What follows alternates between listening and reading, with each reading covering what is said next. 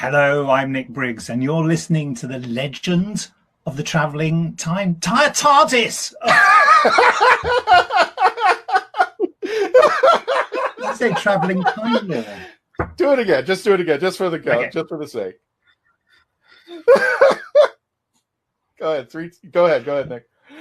Hello, I'm Nicholas Briggs, and this is the legend of the Traveling Tardis.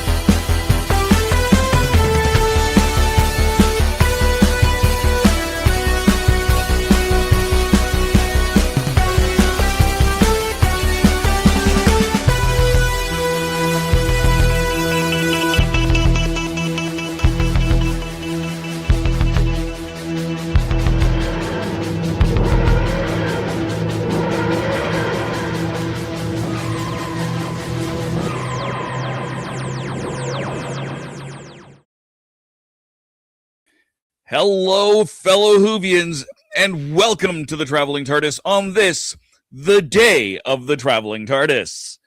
I am the host with the most. No, I'm not. I'm just here. Paparazzo Dave Chapman, welcome everybody. Have we got a day for you? Because today is the Traveling Tardis's 14th birthday. Woo! I would make a thing, but I turned off the reactions on my camera, so I can't even set. I wonder if I can do that. It's going to be a great day. Absolutely fabulous. And if I do this, and I do this, and I do... I have to turn it on. Yay, us! There we go. Balloons. Hee! Happy birthday to us. So anyways, it's going to be a great day. We've got some great friends here. We're going to look at some of our favorite pictures from the past with the Traveling TARDIS, and some of our own favorite stuff with Larry VanMersebergen, the Doctor Who collector himself. So let's get started here. Let's bring in first our wonderful Reverend Amagon. Hey, Tom. Dave. Tom. Yeah. Blue milk. Blue milk. Gotta love that. I don't have blue milk. I just have water. I'm not as exciting as you. And next up from the TARDIS archives, Michelle, how you doing? I'm doing well, thank you. Yay! Having a good day? Yes, I am. Excited for this show? Yes, I am. Excellent. Let's go to the other side of the pond. Candyman.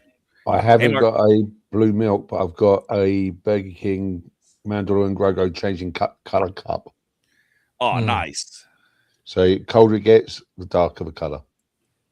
Nice. I'm going to go see that over the weekend. I'm excited for that. I can't. I'm so gutted. No, if everyone gets it watched, depending on when we do it, we might do a live bonus episode of Happiness Patrol. The idea has been floated. We just haven't confirmed it because we don't know people. Speaking of Happiness Patrol, let's bring in one of my favorite people, Melanie Dean. How you doing? Doing great. Cannot believe it's been 14 flipping years. Right? Yeah, right. No. But yeah, hopefully we can for one of our little the Happiness Patrol, hopefully we'll be doing a Mandalorian Grogu, seeing when we can fit it in. But enough of that. Let's talk. Keep bringing all the awesome people in. Let's talk TARDIS. All right. Well, let's bring in the reason we're here. The big man himself, our founder, our showrunner, Mr. Christian Basil. How you doing, my friend? I would have laughed if you brought in Gadget. What was that all about? He's not Who News yet. Seriously? Well, welcome, folks. Yep. Today is the 14th birthday of the Traveling TARDIS. Now, I have to explain it to you because there's so many dates going on when the show podcast started, when the show YouTube channel started. So to just clarify, God, why can't I just get a normal? Normal is overrated. You know, I'm just going to tear down this damn curtain. It's No, garbage off, tear down this wall. So Stole my line. today was the day on 2012 that we started the Facebook page, which officially kicked things off for the Traveling Tardis. And I just noticed I don't even have the Traveling Tardis with me. This is pretty bad. Oh my goodness. Yeah, I have a birthday boys sitting in a corner taking a nap. So okay, I'll get him in a minute there. But You'll get him during Hulu News or something. Today I'm No, tell us the truth. You left it in the bathroom. Oh, It's bigger on the inside. But I'm borrowing Chrissy's cup today because I'm having coffee to try to wake back up from a long day at work. So thank you everybody for joining us. We hope you have a great time, and take it away. Take it away, Dave. Who else? All right. We've got the Who collector, our special guest for the day, Larry VanMersebergen. Welcome back, good sir. Welcome. Yay. Oh, hello.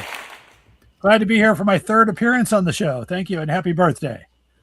Thank you. So glad to have you back. We're going to show off some of Thank our you. stuff. So you can comment on it. Sure. Um, I've got some things too. so it doesn't get lost. I've got a quick question for you from the audience here. Sure. I would ask Larry, how many miniature TARDISes have you collected so far? Oh gosh, I've got a few. Probably I think about 10 or 11 somewhere. 12 if you count the chess piece from the '92 Danbury set. So that's a mini TARDIS as well. That's awesome. That's incredible. All right, and let's see what is left. What is left is Gadget. So we might as well get things rolling fast here, and let's do some Who Knew news. Gadget. Oh, Gadget.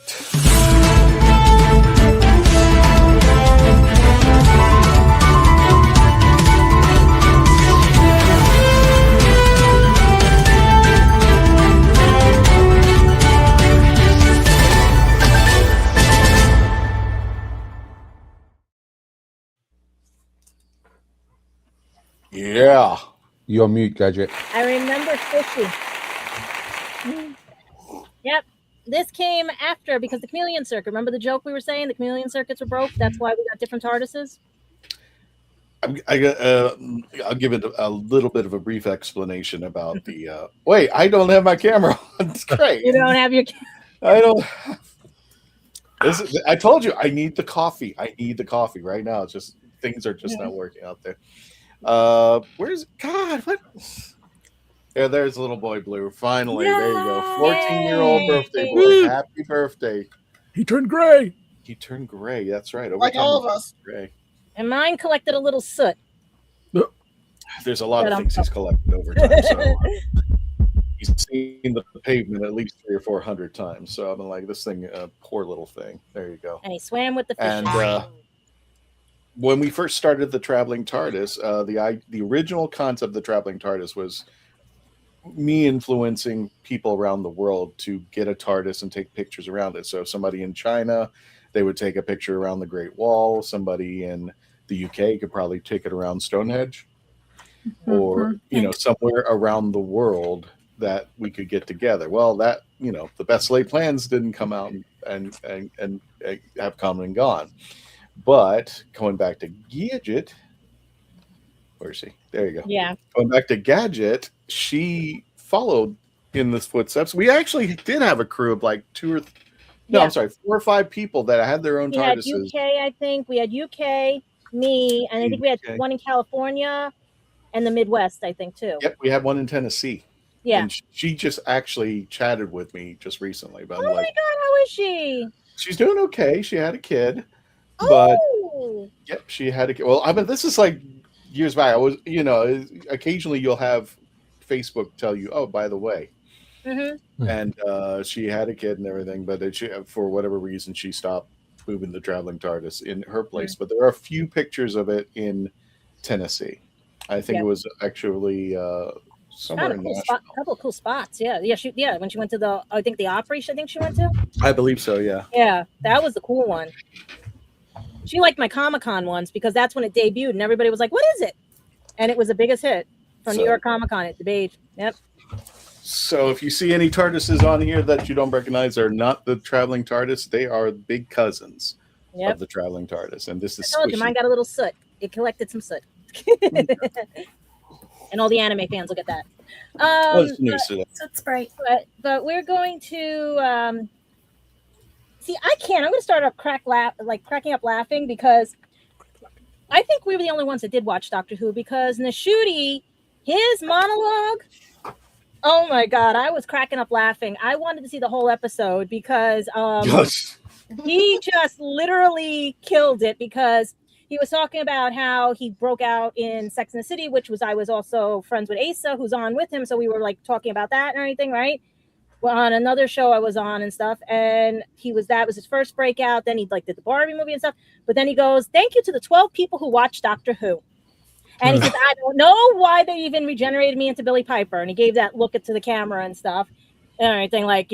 He's confused too as well. And stuff, and he just went on and he ripped through. It was hysterical and stuff. And his parents are proud. They got a doctor in the family based on what he said and all this stuff. So it was a fun monologue. And I wish that if you have Peacock TV, you can see it right now and everything because they just released it today so that you can watch it. And I heard he dressed as Shrek for one scene. I heard he did other things and stuff. But to bash Doctor Who and everything. I'm like, so who are the 12? And I'm like, yep, Legend of Traveling TARDIS. We were watching it and stuff. But even crazier, like I warned you guys, stop crashing computers because I wanted to go so bad. But David Tennant was on live with Kelly and Mark. He basically actually remembered one of his fans because he said, hi, Ashley, in the audience and everything. So she was in shock. And he talked about all the stuff we talked about here, where it's White Rabbit, Red Rabbit, that show that he's going to be in where they give him the play, and he has to do it on the spot. He was talking about Rivals. He was talking about all the stuff he's doing, how his daughter's in Rivals. And he just gave a wonderful performance and everything was pretty cool and stuff that a lot of fans, even some people I've talked to that after they saw the show were like, oh, I wish I could have got his autograph. Some people did, but they had to rush him off to do other things and stuff. And then it's a little bit, how do I say heartbreaking? Those of you that remember, how do I put it? Peter Cushing's Doctor Who, the spinoff and everything, the serial, the alternate, now canon, now whatever. Actress Jill Curzon passed away. She was in Daleks Invasion Earth 2150 AD. Hello. 87. And she played the role of Louise, the niece of the time traveler. And it's interesting. It was pretty cool. I remember catching them on Saturday mornings right after Bugs Bunny, you'd see it. And it's just sad that she passed away, natural causes. And 87, not bad. She has books out. She's been in the documentary for the Daleks. And I hope you guys check her out because it has become canon. And I wish that they could do a cool way to throw back to this series now and everything. But if those of you that are looking for the land and the sea, keep swimming. Just keep digging, swimming, because it ain't landing anywhere. It basically, Disney did not renew anything for June per se in that category, but they technically do still have to honor the Christmas contract and this part of the contract. So maybe it'll be around Christmas time. Maybe it'll be with the next. Remember, there's quarterlies of when shows come out. So maybe with the fall season, who knows? But we ain't seeing air or see anytime soon and stuff. So that's it for the news, except for happy anniversary to the Legend of the Traveling TARDIS and all the people that attended cons, ventures with us and everything.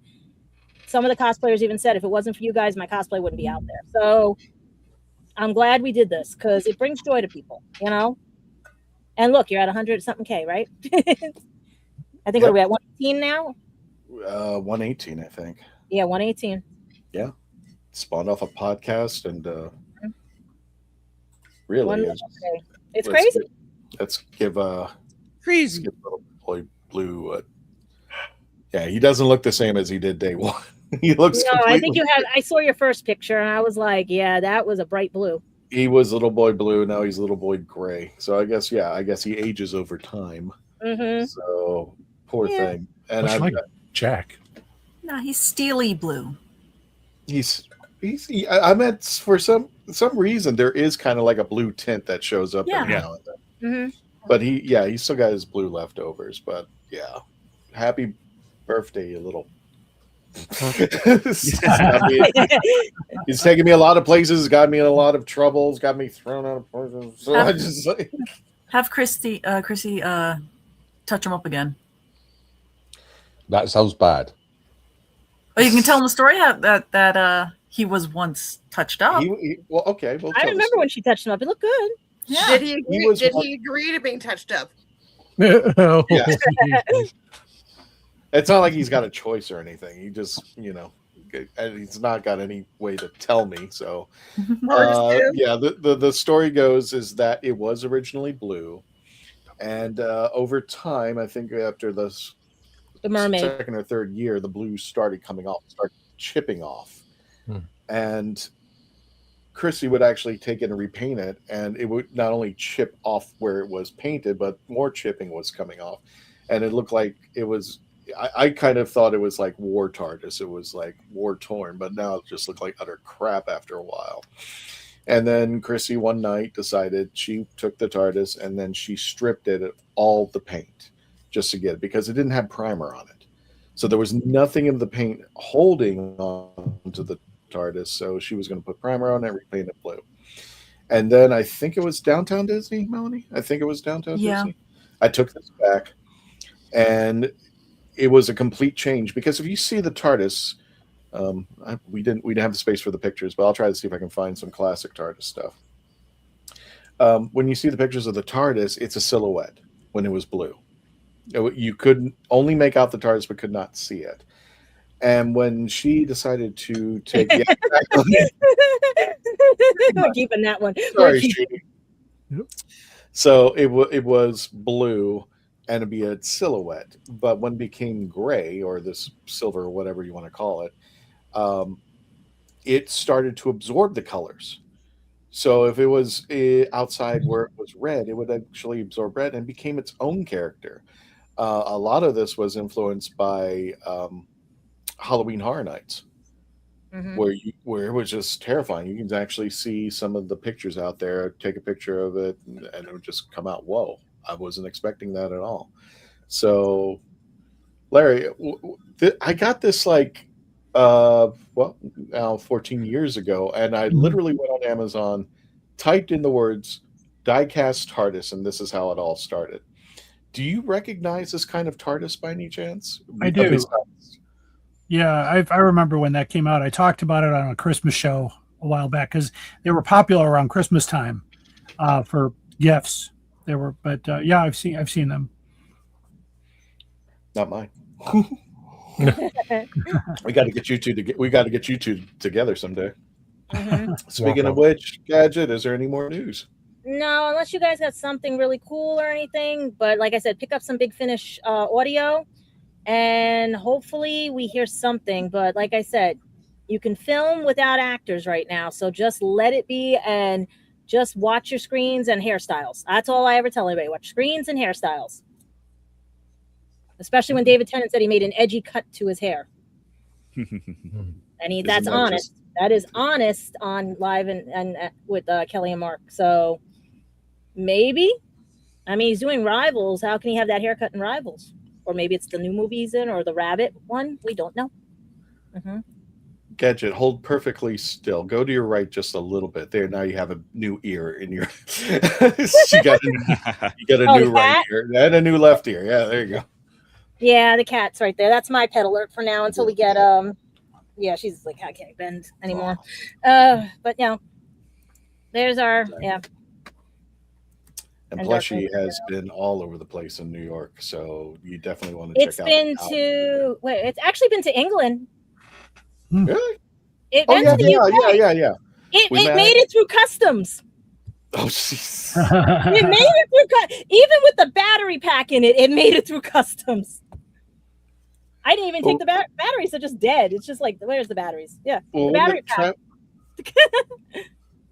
It actually did something? What did it do? Vibrate? It used to make noise. It would make the TARDIS noise. The dematerialization noise. Yeah. Oh, God. Yeah. I'm sorry about the dust. Yeah. That's okay. It's got mini me. Yes, I even got the USB port thing up here on the computer right now. What sound did you expect it to make? It would light up. That's why you can't see it right now. It would light up and it would make the like the noise, that the brakes are still on, as River says. Like Billy Piper coming out of the TARDIS. Oh, hello. Wait, does this one still? No, this one doesn't work either. The batteries are dead in this one too. Yeah. They've been squished. Yeah, and then I got this. I mean, I've got all 15. I make sure I have a traveling TARDIS that can travel. Hey, Christian. Yeah.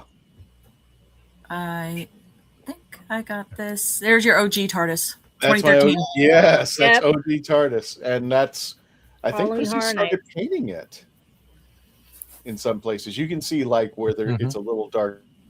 That's where she was painting it to try to keep it going. But the primer there was no primer. So that's the original OG. Thank you, Melanie, for that. That's very welcome. But as I mentioned, went to Halloween Horror Nights and became its own character. And I would actually go to Halloween Horror Nights and people would be asking me for the TARDIS. There were actual, I think they call them team members, not cast members, team members out there. Mm-hmm. And they would actually send me a text going, Christian, I'm going to be over here. Make sure the TARDIS is over here with me. I'm like, okay. So more popular than me, right, Dave? Yes. And really more popular than me, too. Because I had Baby Boy Blue there in the UK at MegaCon. Not MegaCon, at MCM London. And people recognized the traveling TARDIS, not me. I'm labeled. I have my name on my back. And they recognize the TARDIS. Not as just a TARDIS, but as the traveling TARDIS. And you said you were sitting at a table and somebody walked up to you and goes, the traveling TARDIS? I'm just like, it's not even in the same country where it originally is. It's in the UK. And for it to show up over there. Yeah, I was prepping to do the live video, one of the live videos I did from MCM, and yeah, they recognized it, and I think I actually got them onto the live video at some point too, just kind of a quick cameo in there, found them. Oh. But yeah, no, that was weird. It was like, I'm famous. No, I'm not. I'm adjacent to the famous one. You're famous to osmosis. Exactly. Have TARDIS will travel. I'm famous now. And honestly, the TARDIS has brought me so much joy and travel opportunities and whatnot. So I mean, I'm so humbled and so grateful to be part of this show. I really am. It's brought so much joy to the world and to me specifically. For those of you who are not familiar, Pinky. Happy. TARDIS. This is the San Diego Comic-Con exclusive that Melanie managed to obtain for me. I got that early for you. Yes, and I'm super grateful for it. And I don't travel with this one, but I should. But I keep him here. Normally he's up in that corner next to my Garfield and my Cobalt. I brought him down here so he was within reach. Mm-hmm. But I mean, just to throw up pictures, because we can throw up pictures. I'm gonna, I had the opportunity to go to the Operation That's right. Yes. And that was I took a bunch of pictures there, and I got to actually do a bunch of filming. They took me on a tour behind the scenes of it. I actually went through it twice and got to do some filming for some review stuff for the rathole.ca, and some great pictures from the Traveling TARDIS. I think those are on the Facebook page. Oh, yeah. And a picture we all recognize because it's in the credits. Yeah. I got to meet Simon and Tony. Mm-hmm. And we went out for the day and we kind of just hung out and spent some good time together, and it was such a meaningful day. And so that wouldn't have been possible without the Traveling TARDIS. So I'm so grateful. I've got others in here, but we don't have to. You know what? I am going to do it because I can. This doesn't have Little Boy Blue in it, but this is a great picture from MegaCon. Oh God, that was the 10th anniversary, and MegaCon did it on the day as well of the 10th anniversary. We got to take the stage over there, so thank you, MegaCon, for giving us the opportunity to do that and talk about Doctor Who. Christian, you have the awesome. Is there one of my pictures that I'm standing by the Doctor Who experience in mind that I sent you? When we go into the show Prime, I actually the pictures you sent me. Yeah, I picked my 3 favorite, and one of them. You weren't expecting, because I was looking at this and it's like, I really like this picture. I'm gonna put it up out there. So well, I'm sorry, I forgot we're still in the Who News. I'm sorry, we were not in the show Prime. We should push the button. Yeah, we should push the button.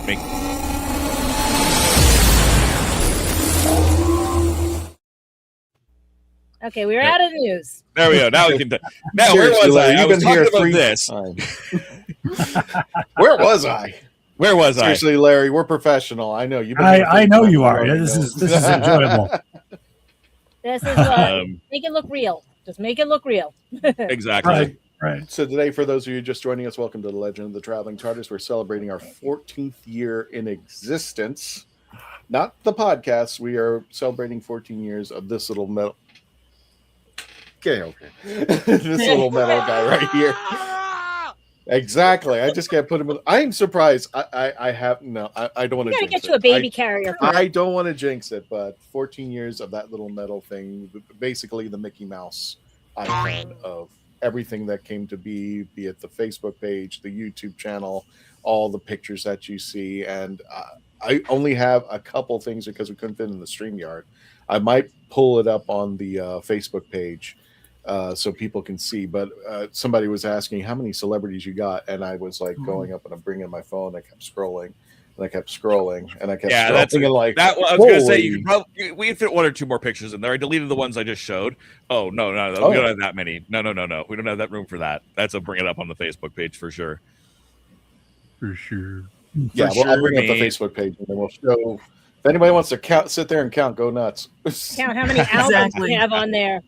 God, so we absolutely invite anyone that's watching from the YouTube or from YouTube and everywhere else. And if you're watching on the Facebook page after the show, go onto the Legend of the Traveling TARDIS Facebook page, go to photos, and you can just keep scrolling and scrolling and scrolling, and you will see lots of photos for the past 13 years, and you will see all the different color iterations of the TARDIS. You know what? When we come back from commercial break, I'll go ahead and pull up the Facebook page, and then we'll show them a little snippet. And we're here with Larry from the Doctor Who the Doctor Who Collector. You can check him out on there. Yes, you can check him out on the TikTok. Where's the best place you want people to see you, Larry? If you want to see the full experience, the TikTok channel is the way to go. But the website is DoctorWhoCollectors.com. I'm also on Facebook and all those other socials, but you can find me just about anywhere. Got it. All righty. Well, without further ado, Dave, if you don't mind, we'll go ahead and commercial break. When we return, we're going to be seems reasonable. We're going to be talking with Larry about our favorite Doctor Who merch that we have. And Larry will give a little bit of snippet, and then we'll also go ahead and talk about our favorite pictures from the Traveling Tardis Whovians. I guess that's the best way we can call it out there in the ether. And when we return, and thank you for joining us on our 14th celebration of the Legend of the Traveling TARDIS. We'll be right back. Pull the lever, Crunk. Right back. Oh, that's me. I didn't listen to that voicemail. I'll tear open that letter you sent. Don't you tell your friends I want you back. I gotta leave you now unread, because you've already said those words that switch my heart to dead from loving you. So you'll stay ghosted and I'll stay focused on sewing clothes. The spell stays unspoken, a dark silhouette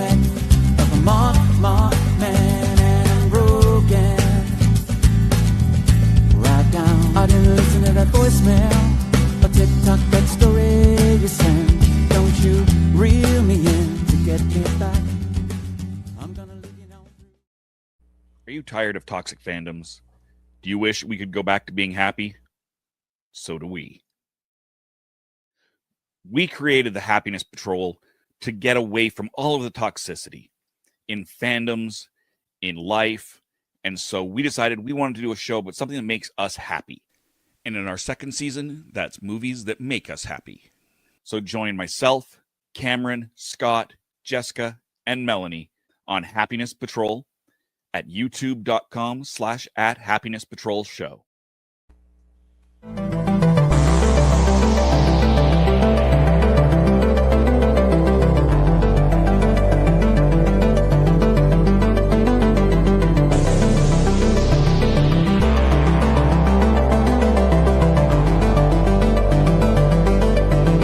So what's your favorite Western? Is it this one or maybe one of these? Is it a revisionist Western, an anti-Western, or maybe it's an all-time classic? Whether your favorite Western is in black and white, vibrant Technicolor, a spaghetti Western, a neo-Western, a comedy, or maybe it's only really Western in spirit. Whatever it is, this is the podcast dedicated to determining the top 100 Westerns of all time. Every second Monday on YouTube, Spotify, and Apple Podcasts. It's Horses on Film. I'm author Mark Muncy. And I'm author Erica Lance. And this is Eerie Travels.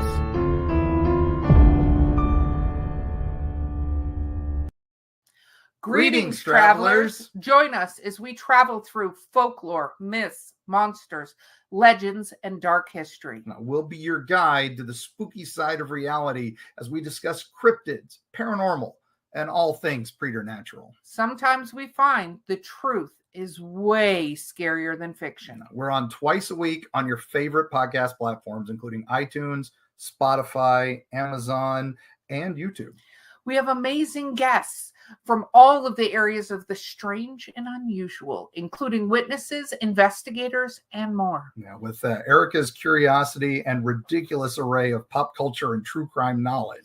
And Mark's decades of experience diving into folklore and the legends with the truth that's behind them. Yeah, so join us, travelers, as we take you to the edge of reality, and we'll see you on the other side.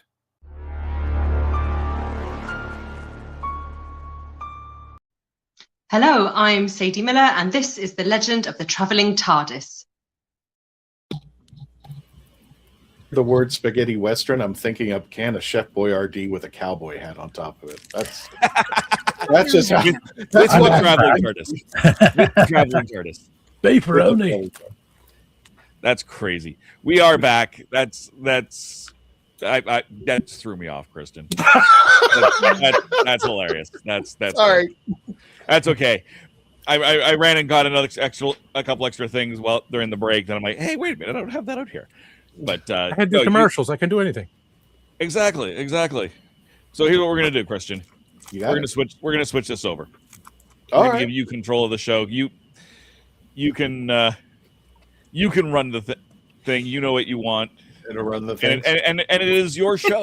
At the end of the day, I'm grateful to host it most weeks, but this is your show, and I think because it is the anniversary, I think it is only right that you take over that hosting position. He's just making you do the work. I know, because I made him do the work for a while. So for those of you joining us, welcome to the Legend of the Traveling TARDIS. Thank you for joining us wherever you are. If you're watching the YouTube, the Facebook page, Rumble, thank you for supporting us. We have the wonderful Larry, and I'm going to butcher the heck out of it, VanMersebergen. Hey, first try. Nice one. Okay. Yeah. We got Larry from the Doctor Who Collectors, and we're going to be, for our 14th anniversary, not the podcast, our little blue box, we're going to be showing our Doctor Who merch, and Larry's going to give a little take on that. And you know what? Without further ado, let's go ahead and go clockwise. We'll start with the lovely Reverend Amagon. Sure. Open his mouth. He's got Pocky. Oh, poor Tom. He pushes all the buttons, and Now I'm pushing his. now you're pushing his. Yep. Oh no, this one's no, never. That was the wrong one. Don't have much to say about that one. Yeah, a friend of my friend. So yeah. But besides all the customs I carry, many customs, like that shows off because my brother in the UK took the 7th Doctor's character options TARDIS and made me the 8th Doctor's. Oh, yes. Great detail. Oh, wow. Very nice. Actually had the... Oh, yeah, he wrote that he made it. It had the sound effects and everything in it. But over time, I forget. And besides customs of me as the Doctor, Daleks and such, besides all the Target books, all the books that are available, all the Talking K9. Guess what? I kept in the closet. So I kept outside in the hallway next to the closet. You know, always a fun one. Yeah. The Tuner. TARDIS tuner, Yeah. which at the time, back in the day, I paid $75 for. That's a great price to pay for it today if you can get it. But you can. I had this because it is an AM FM tuner, I think. Because it was a radio, I did have it tuned in all the time to listen to my little radio stations and such. So, and it's still in the box, right? Or have you opened it yet? I take it out of the box. Of course, it's been used. Okay. But it's still wrapped up, sealed nicely, and with the box, it's significant. Yeah. Oh wow. That's beautiful. With the Wait, that's radio what that lights, looked Morse like? warp, and laser beam. So what, babe? That's what that looked like? Yeah. My uncle turned that into a Star Trek device. Tricorder thing. Oh my god. Thank you, yeah. That's right. We're playing all the hits of the 70s, 80s, and 90s from Gallifrey, all your favorite classics. Admittedly, the package design on that for the box one, it's in great shape, but I'm just like taken aback at how vibrant that they really hit the color in that on the box itself.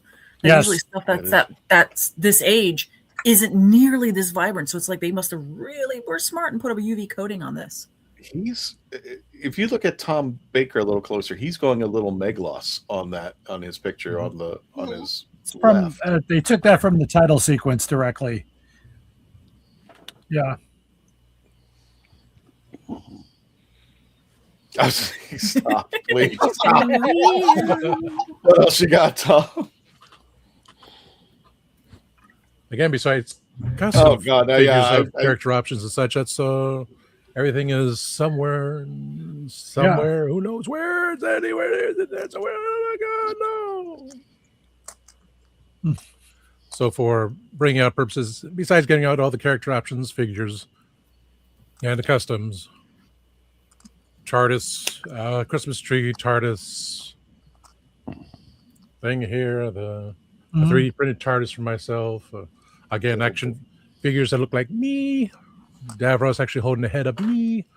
So they couldn't get the plastic was different. Again, the larger Talking K9, which you flip a disc over, he had another sounds, more voices to him. Palatoy. I need someone to repro the sticker because that was worn. I just kind of like filled it in. Yeah. The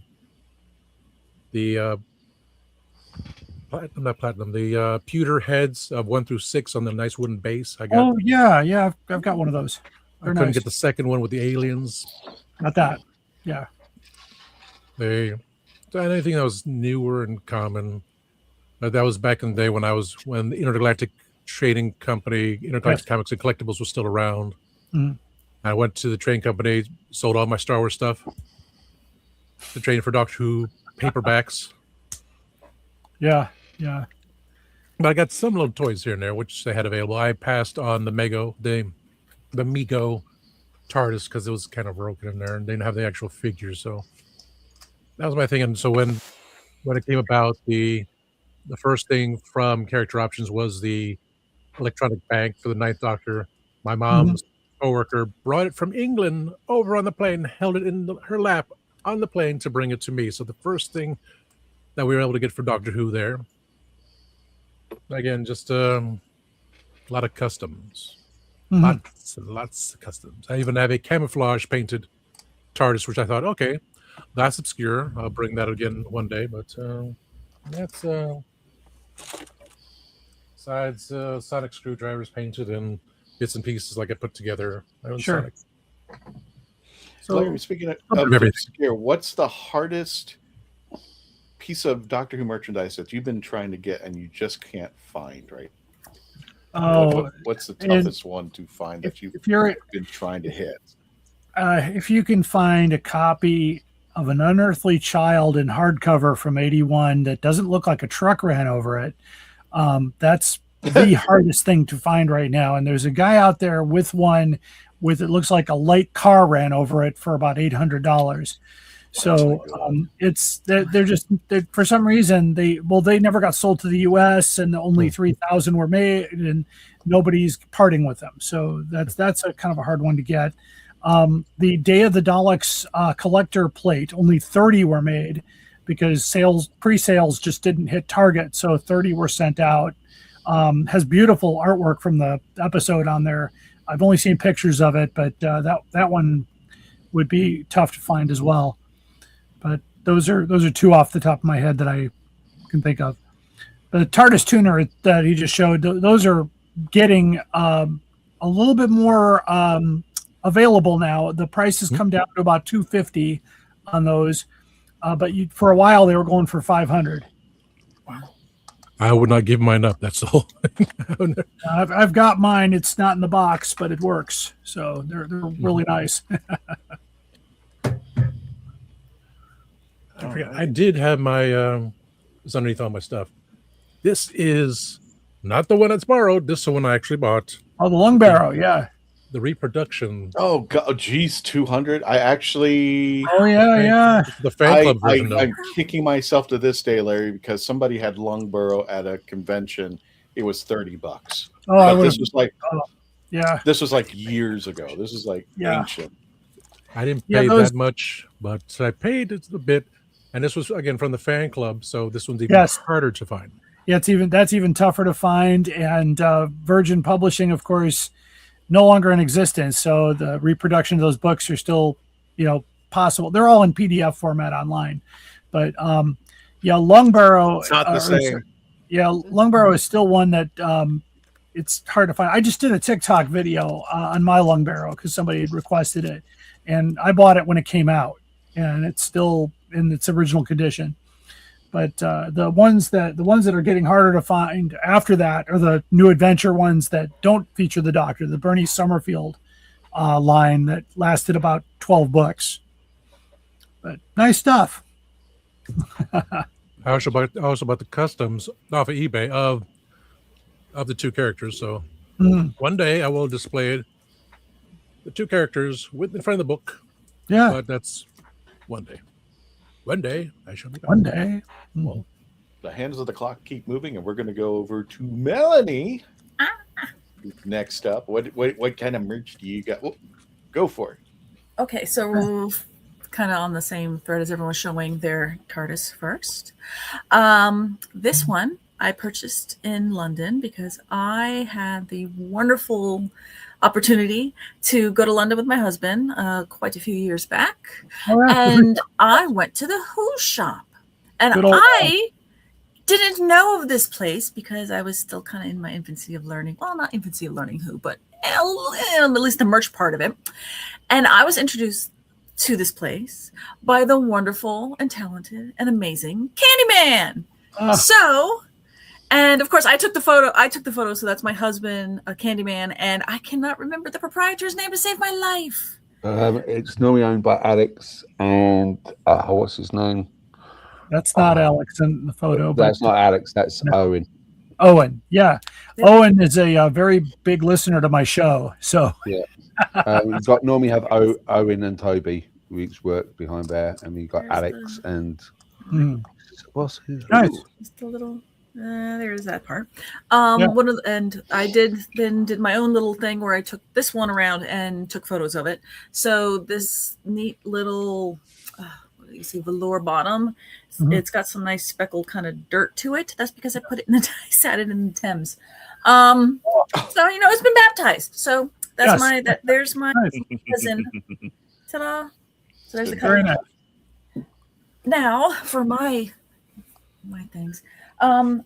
I like the 6 scale figures. That's my little kind of passion thing. I brought 2 of them down here now. Okay. I'm going to show off from a company called Big Chief. Yep, Big Chief. Yep. Longer around. Big Chief gone. Yeah. Come on, here is my ninth doctor. Big Chief gone. Yeah, those are nice. Those are well made. Absolutely. It's a shame they went bankrupt, which is sad, but yeah. Kind of in the sideshow kind of way of the front is magnetized, so you could pull this part off. Yep. And then this becomes I can't say diagram. I want to say diagram, and that's not right. Diorama. Yeah. Yes, diaphragm. Yes. Those are beautiful. Yeah, Big Chief made some really nice things. Yeah. Absolutely. It's a shame they're gone, but Yeah. they're very nice. I love Big Chief. They're wonderful. There's a few. I know Alien Entertainment in not far from me in Lombard. They have a couple of those in the display case because he bought 100,000 of them when they came out, and he's putting them out a little at a time. Yeah. So I have. I also have the TARDIS, which there was no way I was going to be able to bring this into that room because that TARDIS is huge. Yeah. It's in the other room, but the other one I wanted to show off is, and this is my pride and joy. As they were getting ready for their bankruptcy, they started selling off a lot of their artists. Yes, So they did. This is my 4th Doctor artist proof. Because Right. every time I tried getting one of these, and at the time you could, pre-order and all that, and they would have the actor sign the plate. Tom signed the plate on this one. He did, yeah. Oh. And you're gonna. Sorry again. I'm not. I can see it. Yeah. But yeah. So ta-da! It's beautiful. There's Tom. This is my pride and joy, and I know the plate you can see on the bottom and it's signed, but I just know it's in here and I love it and I'm happy. Usually on the wall I have them usually displayed all on the side, except this one still has the sleeve where they had signed the gentleman who nice. Running the company, and then it's the number. So anyway, that is my nice. show and tell. Very They were nice. such quality. They were so quality. Yes. And attention to detail and artistry, because this was before scanning the faces. This was an artist sculpting the faces. Yeah, it was very good. Unfortunately, production costs and licensing fees just ran them into the ground. It was a shame. It's kind of like what happened with Eagle Moss too. Same type of thing. Good product. Too much, the artistry, the product costs, and the license. So, but beautiful stuff. I love it. Thank you. And I actually skipped this, but let me go ahead and bring it. I don't know if we have the pictures up here. So, where There's is room. I was looking. Oh, okay. So we're also going over the Traveling TARDIS pictures that we pick. So, and then I'll jump right back to you, Tom. I think. Did you have some picks, Tom? You got one. Okay. So, Melanie, let's go back. This is the Traveling TARDIS. Explain where he's at and how you got this. Well, this was oh my goodness, this was the time where my MegaCon came out after I had booked my flights to London for my anniversary. Oh no, I lied. It was for my anniversary, but it was for Star Wars Celebration. So I'm like, this is awesome. And then MegaCon came out. And my flight was the same night as MegaCon's last day. So Yeah, I remember that. Christian and you were gone. and Dave You were know this gone. one well. I had to strike MegaCon, load up, get in my car, and make sure I grab Little Boy Blue so that I could take him to London. I think this was Blue's first time to London, because we were cutting it close. So I'll go away. But yeah, we took him to Stonehenge, and we went inside this. I think this was when we went in the circle. I can't remember. But yeah, there's the TARDIS is at Stonehenge here. Nice. A lot of those. So for these ones, I I told Christian, I'm like, I'm going to be terrible and just show off the ones that my favorites, the ones I took. So Little Boy Blue went to Stonehenge. He went to London. He went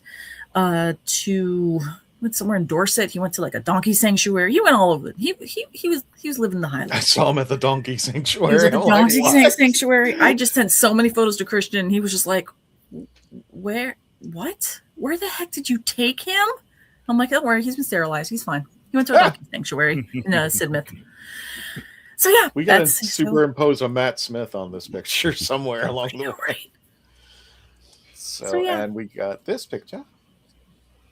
And this would be the TARDIS traveling to Buckingham Palace. So right outside the gates, try to line it up a little well. And yeah, so because at this point, the Queen, long may she reign, rest in peace, she was in because the flag was the correct flag flying, saying that she was in the house. So somewhere, hopefully within this photo, she's in there.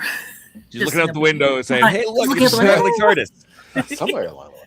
So she was in the house. It's so teeny tiny. Teeny tiny. But yeah. I really love the gate. Got so. one more picture. This was actually on London Bridge. Wait, no. I can't remember which one this is. But yeah, it was just right in front of City of London, which I'm like, oh, another one. So there's a lot. Again, go to the Facebook page. You'll see tons of photos that either I took on one of his travels. Dave took many, many, many photos when he absconded with it. And Lord knows for the next 14 years, we're going to still, knock on Christian's door and say, hey, I'm going to Germany next. Can I steal him? Can you go on a field trip? So yeah. Road trip. Very nice. Say this over and over again. Go ahead, Mark. I was going to ask Melanie a question. You know that thing you did the first year with MegaCon and leaving it right at the last minute to get on the plane to go to England? Yeah. Did you do that exactly the same thing when you came over the second time? I think I did something similar. Yes, you did. Have you not learnt? No, because nothing ever, MegaCon never bloody stays on the same month. Nope. Next month, I think it's in May March next again. Huh? May next year. It's May next year. I'm sorry. Thank you. Yeah. But yeah, it's always either in the West Concourse or it's North-South. Next year, we know it's in the West. But yeah, it always, just like the Traveling TARDIS, MegaCon likes to travel around. So as best laid plan. Next year will be 50th anniversary. You came over on the 40th. Mm-hmm. Yeah. Yeah. So maybe I'll come back over next year. Got it. Make it a date. I won't get you any Terrys. Oh, please do not give me Terrys. Yeah, that was the other thing is as I'm carrying around this TARDIS, I was carrying around 15 kilos of Terry's orange. Poor Mark. While we had to, we made you walk around the entirety of London, but it was absolutely amazing. Stopped for a pint. We just had so much fun. It's memories that me and Kevin absolutely treasure, and our friend Amber too. Tom, what was the picture that you pulled up? Yeah, what was your picture that you pulled up? Well, besides the normal one that you took of me when we were eating at IHOP, and the ones from MegaCon, this one I dragged you to a couple years ago in Lakeland, Florida, at the home of Julia, who runs the Guardians of Gallifrey, in her garage with the control room, console room, and we had Arthur Dykeman. So it's Arthur and I were taking a lot of pictures first. Then you came in and we did this one. So I had chosen the best one. Nice. A lot of silly ones, but Christian's holding the the grabber. I still need to talk about your beret there, Christian. Yeah. I just stuck it on his head and that was it. Got it. I just found the beret. It was on a hanger somewhere off camera, but and the Traveling TARDIS is there, and we were just having a great time. It was just a GOG meeting of the OG, and it was just a fun time. And I forgot what episode they were watching, but I was just too busy hanging around the garage and the TARDIS there. So, alrighty, wrong timeline, Christian. I came down vacation. and I wanted pictures taken because I brought the outfit. I was like, "Where's Christian? Where's Christian? Where's Christian?" And like 3 of us. So Julia took the rest of the pictures. Larry, I know you're on a time budget, so we're going to stick with the merch, and then we'll come back and revisit the pictures. So, Thank Dave, you are up. What is your What do you got? No worries. I found this. Oh yeah. This was in the bag for something else that I had. So I was like, oh, well, that's interesting. No, I won't show off everything over here, but I've got, why is that not focused? Oh. I've got all my role-playing games over here. Yes, yes. You're going to focus on me over here? No, it's not. No. All right, well, you can kind of see the logo, which is the spines of the original source books for all the doctors. And, Yes, and then you can, but what I've got is the original. Yes. the original from FASA. Got that too. And it came in a box, and there was expansions to it that came in boxes. Yes. Yes. These are not in perfect condition, but I got these from Mark Muncy, our good friend Mark Muncy, as well as the Game of Time and Space. Yes. Yes. And so that's kind of my thing is games, right? Games are great. Yeah. Yeah. Yeah. Somewhere in here I've got. I didn't have a chance to clean up, but I've got like my Time of the Daleks here. There it is. Oh yeah. This The is Flux this game. Yes. This one is the easiest to find because most of the licenses for Doctor Who games have expired. Yes. Most of them. There's the Magic set, one of the Magic sets. Yep. But yeah, most of the licenses have expired, but they were able to do a final print run of that Doctor Who Flux. Thankfully, so if you're looking for a Doctor Who game, that's the one I always recommend is from Yeah, Uni it's Labs. still out there. Yeah. But Nice. these are extra fun. I don't know. Do you have any of the games, Larry? Yes, I have most of them, including the very first game, Dodge the Daleks from 65, War of the Daleks from 75. And I sold a ton of these in the shop back in the day when I had my store. But I've got the original role-playing game and a lot of the modules. I've got, Battle for the Universe. I've got 3 shelves of games. So Nice. that's games are great. I've got the Trump playing cards with Tom Baker and a bunch of those. I mean, there were so many games issued throughout the history. Oops, Tom Baker just did a dive off the board here. So yeah, I've got quite a few, but they're fun. I usually take one to Chicago TARDIS every year, and on Sunday we play one of the games. So That's it's a lot of awesome. Someday I'll make it to Chicago TARDIS and we'll play a game. Yeah, hopefully this year we have Jodie Whittaker. Yeah. So it's that was the big reveal, and so we're expecting a full house this Thanksgiving. Yeah, it'll be a couple of years before I get down to the States again, but Mhm. we'll get there someday. Sure. But I know we're running on a time limit, so that's what I've got to show off. Is Great. cool Games are wonderful. Yeah. Cool Those games. the original FASA game is harder to find now, and getting more expensive when you do find it. Yeah. And There is a version 2 was released as well, so there's a second version. Have you ahead. seen the second version? I haven't. Oh, hold the phone. It's just outside the door here. Hold that tiger. Hold that tiger. Hold that tiger. This is it right here. Oh, that version. Yes. No, that I have. Yes. Oh, good. Okay, this is officially. I thought you meant there was a second edition from FASA. No. This is considered the second edition since FASA is the first edition. Yes.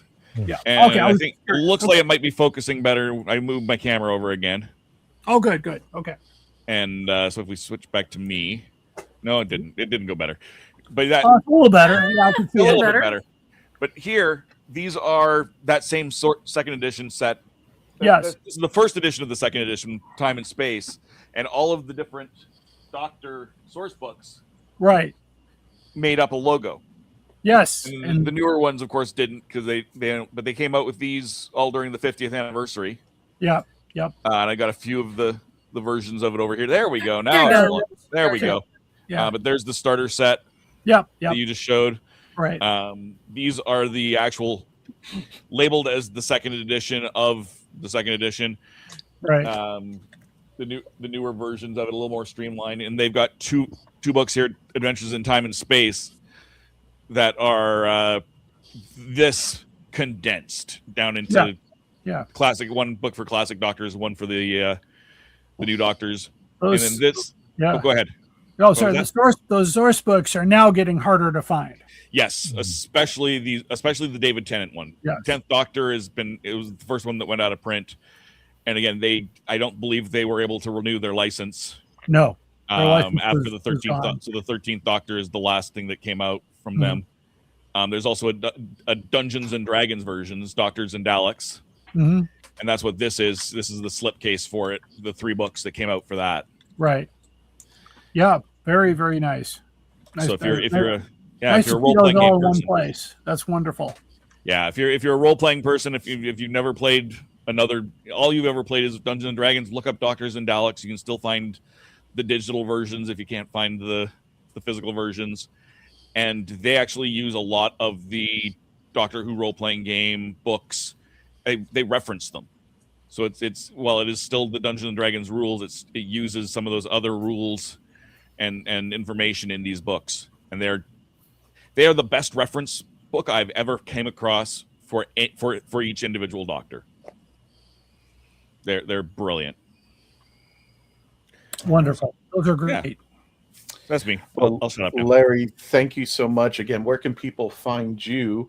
You can always find me in the Stratus world out there. Just my main channel is on TikTok, where I do a complete tour of the Who Room here. My podcast is found anywhere you get your shows, and we're working on the 100th episode right now, which includes a very special introduction by Mr. Peter Purvis. So he was on my show about a year ago, but that's coming out soon, and we actually talk about the missing episodes, which I know we're still talking about. TikTok, of course, Instagram, Facebook, and DoctorWhoCollectors.com is the website, and I'm on YouTube here too as well. But thank you all. It's been great to be here. Thank you, Larry. Thank you for joining us, and thank you for helping celebrate our 14th anniversary in existence. You're welcome. Thank you. Happy to come back anytime you want me. You got it, brother. Thank you so much. Thank you. And Gadget, it is your turn. Yep. I was You're about part to of the show this. I have 2 versions of this. This was on my Acer. Oh. Oh, wow. Okay. Jeez. I got a Doctor Who Acer, and it's also on my laptop, which I can't find. I think that's in storage, because fixing an apartment, you put everything in storage, because I have the Christmas ornaments in storage. I have the autographs in storage. So I basically have this in, and since Disney is like around in Perry, so I've got a Perry and a Perry. Get it? If you don't get the pun. And I got, remember I said I got every version to take with me if anything happens. You know, I got the USB one where it has little ports and everything.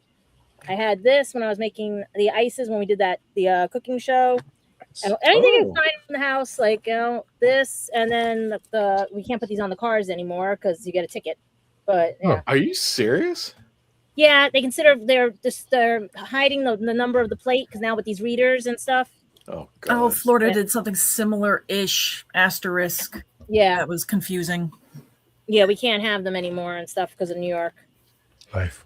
So it'll sit in the window. But this one I forgot I even had. I've just found, that's what I'm saying. It's like, sorry about that. Baby's fishy. I talk. Yep. I like babies. The batteries all died in them, but he made it to England. He went to Newcastle, Durham, Lancashire, what is it with the L? It has the clock tower like Back to the Future. Lancashire, Cardiff. I think he was in Durham too. I know we went to a bunch of castles and stuff, because I know I posted them on the Facebook page. But yeah, so he's been to New York, upstate New York, I think. I think he's been to Jersey, I think. And England. I don't think he's yet gone anywhere else, you know. But that's maybe changing, you know, depending on what I think the universe is going to be doing. Since you mentioned the TARDIS in Europe, I'm going to go ahead and pull up your pictures. And Gadget gave me her pictures of plushy TARDIS, and I picked 3 of my favorites. The first one is this one. I've always seen this one floating about. Michelle Knotts. Yeah, she's the voices of Pokemon. She also works with some of my other friends and everything, and known her for years. It's a funny story how we met, but it's like it's one of those where ex-boyfriends bring you luck and everything. So yeah, she's actually she was friends with my ex-boyfriend's friend who does the convention scenes, and I was friends with another voice actor, and that's how we all like got together and stuff and everything. And we've been friends ever since. Like she's like what is going on with your household? Like she now moved to Texas, but she was originally in New Jersey. Gotcha. So yeah, but she's really nice. Like you guys got to hang out with her and everything. And you mentioned you were in Europe, and here's the picture I picked out. Yeah, the Doctor Who experience. Yeah, they made me. I actually had the Legend of the Traveling TARDIS sweatshirt on underneath that jacket. But when I went to the door, they said you can bring the TARDIS in, but you can't wear the jacket. So I had to put because it was a logo. It wasn't licensed through BBC. Oh my God! I could wear it through all of Cardiff, but so I had to put on my Sword Art Online jacket on. So I go into Doctor Who with a Sword Art Online jacket, and I had to turn around my bag because my bag also had the Simpsons version of Doctor Who, the 10th Doctor. So they were like literally like anything I had, like you could see the tag even was and everything. Like I couldn't show it because it wasn't licensed. So everything had to be turned around, put a jacket on. They were really strict in there. And I had the crystal, it didn't work. Everybody else's crystal worked, mine didn't work. And I think it was when I'd seen Smith's, or was it? No, I didn't see David's one. So I think I saw Smith's or Capaldi's Doctor. I keep forgetting which one. I think it was Smith when they do the thing. And I got to take the Dalek. I got to fight a Dalek and all this other stuff and a crystal and things. It was interesting. But I like it was fun. I even got to Carter Castle with it. That's where I found the ghost. Now, the third picture I picked was, I saw the picture and I just enjoyed it. It was just something that stood out to me against everything that you sent me. This picture stood out. Really? Yeah. Carter Castle. I was looking out. I just like the way you were choosing and looking at everything. Oh, I didn't even know. The funny part is I didn't even know that was taken. The X took that one. He grabbed my camera and I was just looking out and he just grabbed it. He took the picture. I liked it. It just it like tells a little story on its own. So I picked that one as well. So yeah, that one I have in a black and white version as well, and it's like crazy because I didn't even know it was on the camera roll. He just grabbed it and took it. So I was like shocked. So that one, everyone loves that one. I thought I put that in though in the Facebook album.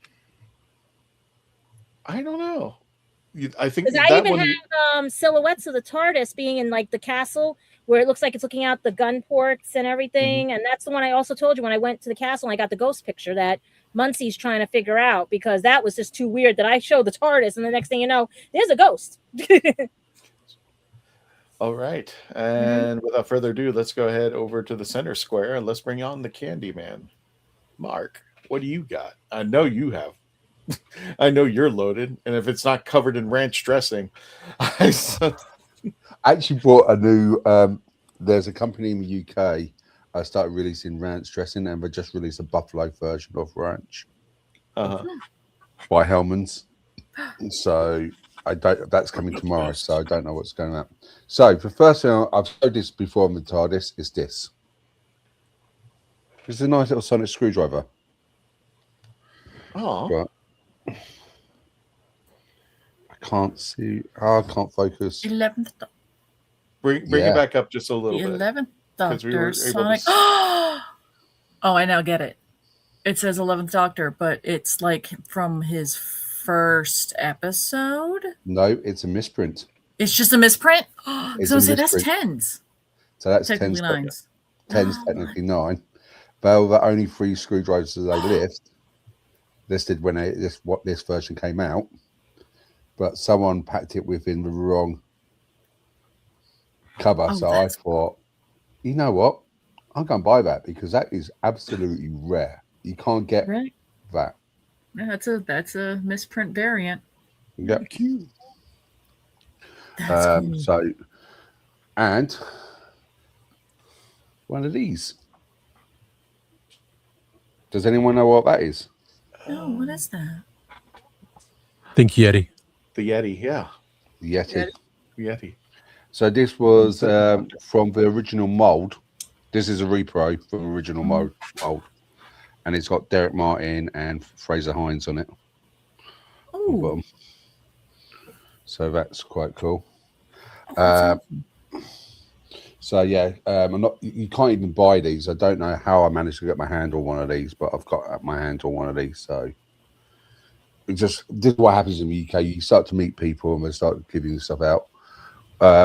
One other thing I've got is a canine. Again, my camera's not really good with this. Oh, who autographed it? Right. Okay. So I was at a Star Trek convention. So what? Okay. Because that's where you get a canine from. It's a Naturally, Star Trek convention. as where you get your, as all good Doctor Who stories start. I was at a Star Trek convention. I know, this is weird. Okay, so I will explain the story. Okay, so like Gadget said, sometimes the UK can be stickler for rules. Yeah, and so I was at this Star Trek convention, and they cannot sell anything else apart from Star Trek, apart from a couple of vendors were not obeying by these rules. And I found a canine at a Star Trek convention. I was taking my dad to it because my dad loves Star Trek. And I was walking around and I saw a canine. But even more so, the second signature or the first signature on it, I'm not sure you can see, which is this one down here, was down by Matt Irvin. Because Matt Irvin was at the convention doing modeling designs.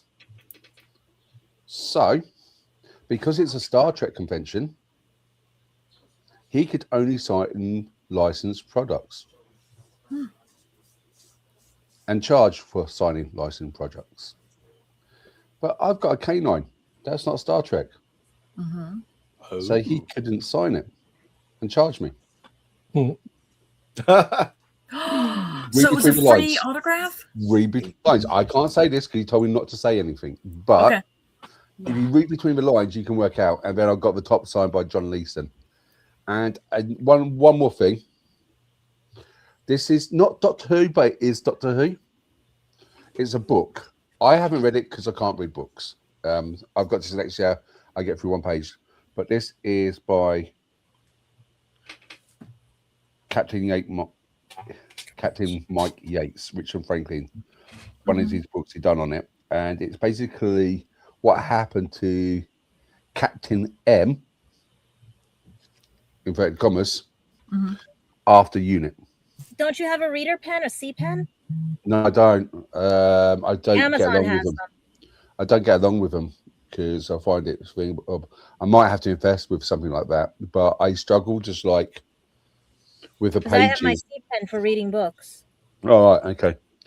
I could do audiobooks, but I find it's just I don't know how you work with the opening the pages and get the pen to read it as well. It's just I haven't got along with it myself personally, but yeah, that might be something I could do. But yeah, so but he was also signed it, so that was one of his last things before he passed away. It was at that convention, so. And I've got a little video clip on Instagram of him before he passed away as well at an event. So those are my little shows and tells. I've got a lot more, but we haven't got all night, so we might. Last but not least, let's. Oh, sorry. Go ahead, sir. I was going to say what I tend to go for is the unusual and quirky finds rather than the standard things. I do get the like character options stuff. But if it's something like limited edition, like I got the Dalek in the Union Jack for 50th anniversary, and so anything which is like limited or not normal, I tend to buy those sort of stuff. Well, let's continue with Michelle. Last but not least, what do you got, Michelle? I'm going to bring out one of my first major Doctor Who purchases. I have David Tennant's autograph I got at a con here in Virginia a couple of years ago. So that is, I have a lot of good memories about this because he was so nice, and my mom is still absolutely smitten by David Tennant. and how he treated us all fan-wise during the signing of that. He was really, really nice. And so a couple of my other favorites is I have 2 of the Build-A-Bears. Oh, sweet. So I have the 12th Doctor Build-A-Bear, and then I have the 60th anniversary David Tennant Build-A-Bear with little. So these stay in my room. I have a lot of throughout the house. I have a lot of Doctor Who stuff. I have the 15 Doctors print that I got for free at Barnes and Nobles because I had a Doctor Who wallet at the time. I did have a couple of other TARDISes. I like little tchotchkes, so I always had, before I got fired, I always had Doctor Who TARDIS on my desk. I have my little crystal Doctor Who here. I mean, this. I got this at a con too. That's a crystal? Yeah, it's a crystal. It's like wow. Lapis. Oh wow, that's awesome. That's really cool. So I got that from a vendor. My friend a couple years ago for my birthday gave me a TARDIS wax seal. Oh, that's awesome.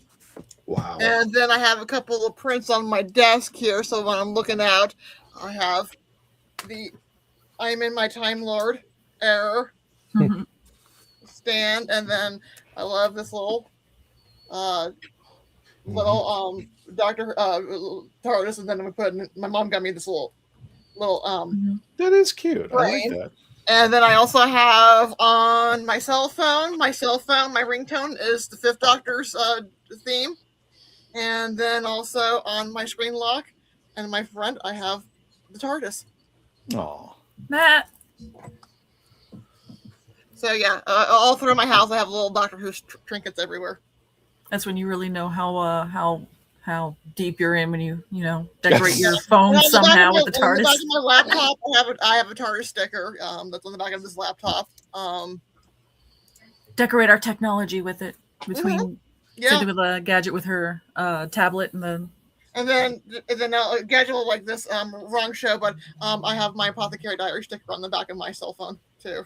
Yay! Meow meow. My Doctor Who, No. meow meow. Doctor Who, meow meow. No, Dad's gonna kill me if I can't find it. I must have been reading a book with it or something, because that's a $200 item, and Dad will kill me because if I left it at the job when they were doing things, we're in trouble. I also have a Doctor. Yeah. No, it's a C pen. It actually goes on the words and reads them out loud to you. Question to ask all you guys here. Yeah. If your shelves are overfilling and they're bowing, what should you do? Switch the Dave. shelf, turn it upside down, and let it bow back down. Yeah. Okay. What happens, You can flip what the shelf happens if the itself. bows are going like an S shape? Then you got water damage, and you're gonna have to just brace it. No, I'd say that's it might be smarter just to go ahead and, even though it's like aesthetically not perfect, is adding L brackets. Yes. And then if that don't work, buy a new shelf. okay. Because my Doctor Who shelves are starting to bow now. There, that was like Yeah. this guy up here. I realized, okay, Funko's in the center. Go a little low. Oh, then I just added another shelf. Then yeah, Face a bow. I mean, I have bookshelves that do that, and I'm like, you're supposed Yeah, to you be a gotta- bookshelf. Just alter up the heavy books, like put the heavies on the bottom of the bookshelf, and then the lighter on the top, and yeah.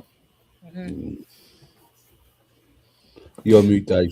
You're on mute, Dave. Of course. I am, of course, I am. Good. There's a reason my one set of Doctor Who books is sideways, so it takes up less weight on there and holds everything in, rather than putting more books in there. And because that bookshelf is starting to notice. RPG books. Even are then, heavy. if you can get a flat beam on the back, like measure out your bookshelf and get something like a piece of 1x and just put it in the back of the shelf and kind of notch it in, that can also help from bowing. So that way it's not just got the two sides on either, the little, those tiny little things that just, are looking at you going, how much trust do you have in me? Because they're only this big. I'm looking at you, IKEA. On either side, if you can get a long strip of 1x and put on the back and just that'll give you 3 points to hold the shelf. Actually, this way would be the back and forward. Which ones do you get? Because I have the Billy bookcases, and so far they knock on wood. It's That's- the no. I have, oh Lord, I have Billy, I have Besta, I have, Because Sorta is the one that gives me the Calyx. idea. This episode brought to you by IKEA. Try our Swedish Not meatball. yet. And Hey, I Don. took a closet unit and made it into a TV unit behind here. People look at it like, what the hell? I was like, yeah, I took a closet unit and turned it into a TV unit from I IKEA. remember the first days of IKEA when the rooms were like you would walk across the IKEA rooms and the rooms would get smaller and smaller and smaller. It would start off like 1,200 feet, 900 feet, 600 feet. And next thing you know, it's like you're in a tuna can. So IKEA is a TARDIS. Think about it. The IKEA is a TARDIS because doesn't he have the same type of rooms? Kind of, yeah. Yeah. So And IKEA is a only- TARDIS. And only one bathroom for everything. Yep.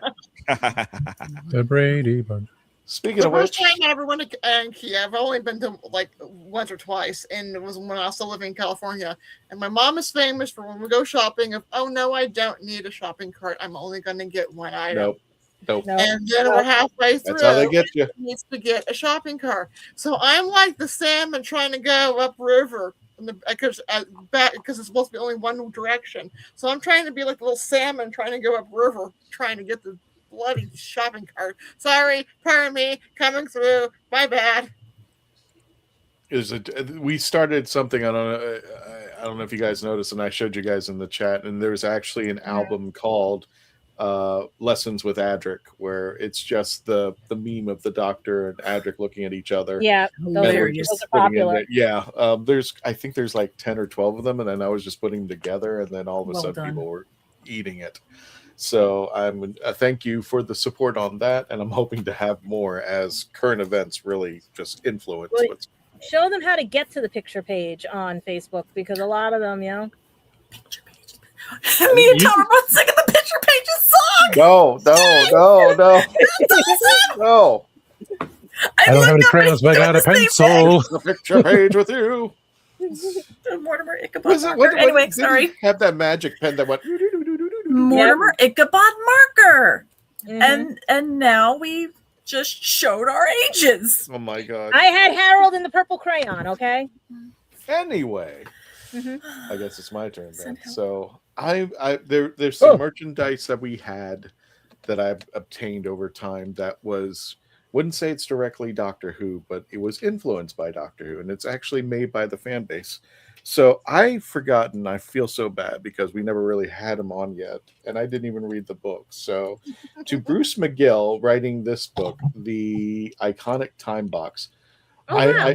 I like. Yeah, this was made by a fan. He actually lives in Florida, and he gave me this book, and he goes, "Let me know when you want to come on." I haven't had a chance to read the book, and I still to this day haven't read the book. But I wanted to show you that this does exist out there, and he wrote this as a fan Fanfic. for Doctor Who fanfic. Yes, so that's a thing, and I don't know. I think you were part of the interview, Melanie, and I think Dave. I don't know if you remember this, but this book, Shut Up and Eat by Angela Pritchett. I'm trying to get this all in the shot. Yeah, I saw a few recipes. I tried one, and I have yet to go through this completely. But yeah, if you ever find this is the unofficial Doctor Who cookbook made by fan Angela Pritchett. And I don't know if she's still selling these or not, but it was an interesting find because you can actually see recipes like the mini TARDIS whoopie pies and Missy's blackberry sage drinks. So you can find I some. forget what recipe I actually did because I did when we did that interview. I actually did. Oh, one that's recipe. right. You did. Yeah, I don't remember feel which like one it you did though. Corn chowder, maybe. Maybe. Yes, I think it was. Yeah, I think you did. And like I said, I get a ton of books. Whoology. Oh, yeah, that's somewhere. This one when we interviewed Andrew Cartmel, script doctor. Uh-huh. So Andrew's a good guy. What I should have asked Larry is if he had a copy of Yiji's book. That's a good question. The official Quidditch book. I do have Yiji's book. It's somewhere buried with others. A history of humankind. Dave's just gonna reach over and grab it right now. Well, I just can know it. Yeah, It's go within for it. reach. But this is my prize so far, and I showed this in when I was over with the Daleks, but just happened to be over at Famous Faces and Funnies, and Rick Shea, who runs the place. He goes, "This is discounted," and this is Absam Doc Dalek Killer, which I still think when they talk about spin-offs, this guy truly deserves a spin-off. It's an amazing story. I think, if I'm not mistaken, if anybody wants to correct me in the chats, I think he was kind of the template for Captain Jack Harkness, which he is. They wanted to make a character of Doctor Who, but it would be completely different, where the Doctor is a non-violent person. Absam Doc has a deep and dark history with the Daleks.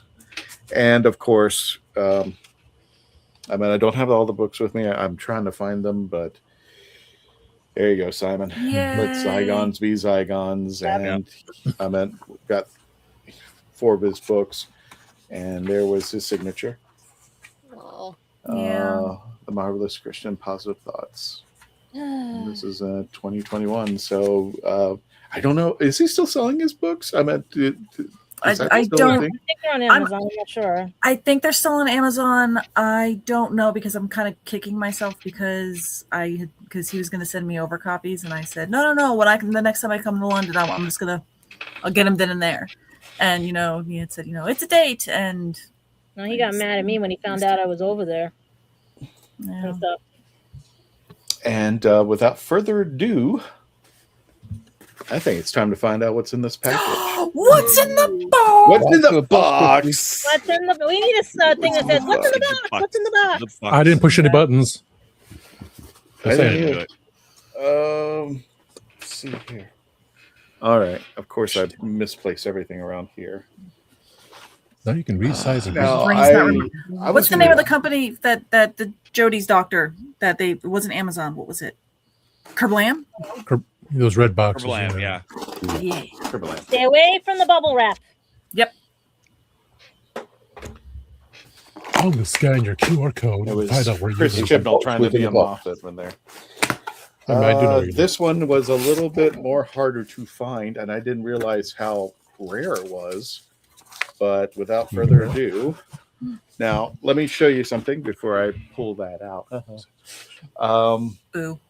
This is Chrissy was telling me about made a shelf for all the Funko Pops that I had. And if you saw, I think it was either the last episode or the episode before that, I finally got the TARDIS. And I found it and got it for a good deal. But there's my Funko collection up there: 4th Doctor, War Doctor, 9th Doctor, 10th Doctor. Doctor? What's that? Do you have the first Doctor? Because it's hard to see. That's why. Not yet. Oh. But I know where he is, and I was planning on getting him, but the way that I had to get him wasn't that easy. But there He's you in go, storage folks. right now. He will be. I'm hoping to obtain him very shortly. Okay. But there it is, and the companions are on the right with Sarah Jane Smith and Captain Jack Harkness, Amy Pond, and Missy, who are up there. And of course, there's the TARDIS just to do that. So without further ado, I'm going to introduce you to the new person. And this will be... Yes. There he is. Hi. Nice. The 11th Doctor. Now, the thing is, it's not... is he with the... Oh, yeah, he is with the Fez. Okay. It's the Hot Topic exclusive. Yeah. The weirder part is the 11th Doctor straight up, the 11th Doctor just in it without the Fez, is more expensive than this. I still don't understand that. Could be the Hot Topic. It could be, But yeah, this is a Hot Topic Fez, and I actually have the 11th Doctor up there as was it Mr. Clever. So he's going to be joining the team. So I want to thank my good friend Scott, who inadvertently started me on this adventure of getting Funko Pops. I told him not to get me for my birthday, and now I'm in it. And yeah, exactly. And what was I going to say? All I got was Papa. So you're missing one, the first Doctor, and then Paul McGann. You have his, or you have? Paul has one? I think he has one. I'm now looking at that now. Like, does Paul have one? Let's double check because I know. I know. And now that Funko is saying they're back on with this, and it's just like, damn it, I need to sell all this because now they're going to lose their value. Because now they got Shooties, the 10th Doctor coming out of the TARDIS. I'm trying to remember if they did do Paul's. I don't know if it's no. I'm not seeing it, but I'm seeing some. I'm seeing some good customs, but no. Yeah, that might be it because they were thinking about it. Because the first Doctor, where did you say you were hunting that down? That's the one where he has just the white hair, right? Yeah, it was. It's on Amazon. Was it black and white? Was it color? No, I think he's in color. I'm 90% sure. Oh, don't kill me. I think that's the one Funko gave me at the convention because I know the guys and I think it's in storage. I wish I knew. I would have taken it out so you guys could see it. Oh, you're right. Minor customs. Your first Doctor's in color. Huh. It's got the white hair, black suit, right? Actually, I got this. Yeah. Then that's the one I have. Oh my god! I got this as I could easily say I got this from my job as a gift. So nice. It can be a write-off. Very happy. You did a good job. Here's a Funko Pop. I'm happy with that. That's how I got the two Deadpools from Comic-Con to come to go to England. And did we get everybody's pictures? Nope, didn't finish the pictures. Oh, no, gotcha. Yeah, because we were trying to speed run when Larry had to. Yeah, Larry had to go get there. So we'll just. So the last one I think was the one. So you got me and Tom's photos. Yeah. Okay. And you got mine with the one you like. Okay, so Gadget. I didn't see Michelle. Is Mark's in here? I don't have any pictures. I sent you a couple. Only two. Yeah. Did you bring? Oh, Dave's in here. Okay. Why did only these two show up? I know we were having it was having a memory issue. So there we go, Dave. This is me. We last time I was at MegaCon, we went off to Hollywood Studios, Disney Hollywood Studios, and a lot of time in Galaxyland. So that's the TARDIS on a Dejaric board. I was filming B-roll for a video on Dejaric, which is Holo Chess that you see in several Star Wars movies.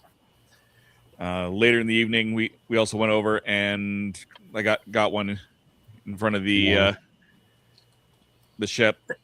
The Interceptor. I got a ton of different photos, and just as an extra bonus, without the TARDIS in there, we had Jess, Faith, and Christian and I. That was a very hot day. Very, very. It was. Hot It was a good day, though. It was a good day. I always hate that you say let's do something after MegaCon, and I'm like, I just asked off of work for so many days, I can't do it. I can't get the extra day. We'll try again next time. We'll try again next time.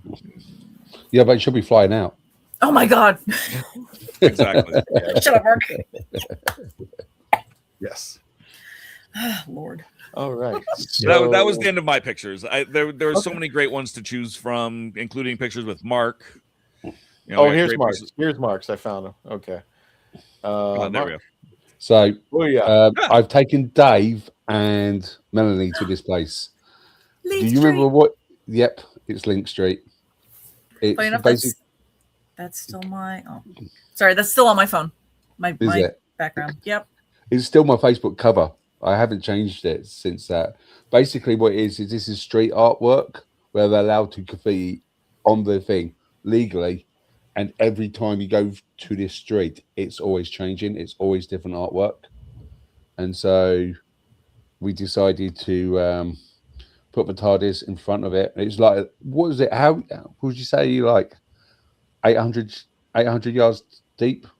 Yeah, at least. At minimum. 73. Yeah, I literally just walk down. There's restaurants and cafes and bars you can go into them, but literally you just sit there and just watch the artists just work and perform. It's just such an amazing vibe. What did you guys think of this place? It was really neat. The fact that there's a tunnel is kind of cool. You know, you don't get. There's not a lot of places where you have covered streets around here, so that was kind of neat. But all the artwork, all of the cool stuff that was there, kitschy little bars and stuff. We didn't go into the bars, but there was some fun, so much fun stuff there. I would love to go back.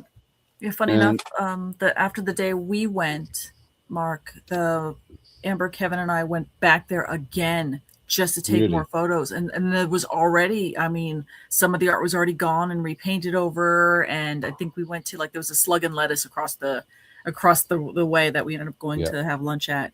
But yeah, because it was just so striking and so neat to see all these artists being told, no, yes, go for it, draw, paint, graffiti, do what your heart is content. And it's so invigorating to see the city go, all right, street art is a thing, give them the space and let other people walk through this and be inspired by this creativity. Yeah, it's and the thing is, it's not on one of these tour guides. You wouldn't go to what's happening in London. This would not be a place to go unless you knew about it. Mm-hmm. It's one of these sort of places in London where unless you know of it, you will miss it. It's a hole in the wall. Yeah. I had been to London, I think, twice before this, and I've never heard of it, never knew of it, except when Mark said, "Oh no, I got a place where I need to show you." Like, it reminds me of Soho and NoHo down here in the city. Yeah, there's a tunnel when they go to the 1 train. They do this. Yeah. Speaking of Soho, you're gonna have to explain this one, Mark. Oh yeah, so always getting the girls out there in the UK. Okay, so but these ain't even English girls. They're Germany, aren't they? Austrian. I believe, they were German. Yeah, they're German. Yeah. So if you ever go to Earl's Court tube station, if you're going to MCM or not MCM, LCFF, go to the London Olympia, outside of that train station is still one of the oldest police boxes in London. Oh wow. So that is a proper police box in London where basically it's used. It's still there. It's not used back in the very early days of Google Maps, and you still can find Easter eggs. You can actually go down the street and go into the TARDIS, and it will actually go into the TARDIS. Yeah. But you have to walk through it. But every so often, every 50 year or 50th anniversary or 40th anniversary, you go onto Google and you can walk through it, and you can just literally go into the TARDIS. I've done that. I remember somebody on one of our pages one of our chats had mentioned that you could do that, and I had done that before, going, finding the Google location and playing the game and walking around. I didn't know that was this one. Yeah, that's freaking awesome. So if you ever go to Earl's Court, it's worth just stopping out for 2 seconds, and just tap out of the train station just to see this police box. And just in front of you, there's a Doctor Who merch store as well. Not as big as the Who shop. Mm-hmm. That was on the other town. I think when I went with Dave, I think we did how many 35 miles across London, there and back. Something like that. We did we were all over the place. We started on the very east side of London and moved all right across to the west side of London. And we even back and forth a bit. Yeah. And I think one of these girls is actually on one of the things. I think the one of the leather jacket is one who kisses the TARDIS. Yeah, in our theme. Yeah. In the theme. Mm-hmm. I can't remember the names. Do you remember the names? I do not remember their names to save my life. Shame on you, Mark. I'm sorry. But it was literally when I was walking around, it's everyone was grabbing it. I was just offering, do you want to take a picture with the TARDIS? And went, yeah. And I think this is the time we took it on when the Elizabeth line first opened. Yeah. This was the first TARDIS just literally on that line as well. Just opened. Just opened. Careful of those German girls, Mark. Hashtag distracted. They'll take you in their TARDIS and you'll never. So yeah, I can't find that scarf anywhere. I've been looking for that scarf. Oh no. Well, I'm going to quickly go over. I'll bring up the Facebook page, but I meant to pick a couple particular pictures to showcase was just difficult. So I'll try to pull up the Facebook page just to give people a glimpse of what this TARDIS thing is all about. But without further ado, I'm going to thank Patty Hawkins for helping me out with a few of these pictures that I thought were really eclectic, really fun. He got from GalaxyCon, but we'll go ahead and bring those two up first. I mean, I was just loving life. I was just like, you got those two to just drop That's it so all. cool. I know. Yeah. It's like, oh my God. And there's actually a picture Jedi. of them. Oh, I thought I had it up here. I guess not. There's a picture of them when they were doing their panel that they were holding the Traveling TARDIS. You know, they do that wide thing where they take a picture of the entire audience and they have the audience behind them on stage. Yeah. They were holding the TARDIS together. So I'll see if I can find it, but I was just living it. This is the one I'm still loving today. Yep. Yeah. That is your best picture. That's so Yeah, cool. man. I was waiting for those two to light it up. Yeah. I was like, don't you dare. Just, This one, I couldn't believe I got him to do this. And it just happened to be that there was a Negan cosplay in line. And he just happened to walk by. And I said, could you do this for me? And he goes, sure. So this is how it should have ended. That's the way. And of course, everybody loves this picture. Yep. Yes. Yep. The most one stolen right picture. Yep. I'm sure it is. Yeah, the most somebody, was it 2 or 3 people I know of at least have made fan art from this. Yep. And all I said was, I have no problem you making fan art. Just please let me know because I might actually buy the thing if you do it. I Give think me it's between this one is the most stolen, Yeah, and the second runner up would be the one with Amy and River holding it together because they use that one. That's They use that memeable. one too. And I was like actually, Jenna's. one of Jenna's the- I thought was going to be the next one taken. one of the very first pictures that I got was, I think I told you the story is, I don't have it up here, but the TARDIS in the ocean where I almost lost the damn thing because I was taking pictures of it with waves crashing on it. I said, this is really cool. And I had a camera at the time. I had one of those cameras before they put them on our cell phones. And I put the TARDIS in there. And I had to make a choice either to save the camera or save the TARDIS.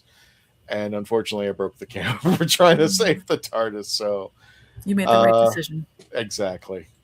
I managed to get Well- ocean pictures with the TARDIS and not destroy my camera. Oh, shut up. Just saying.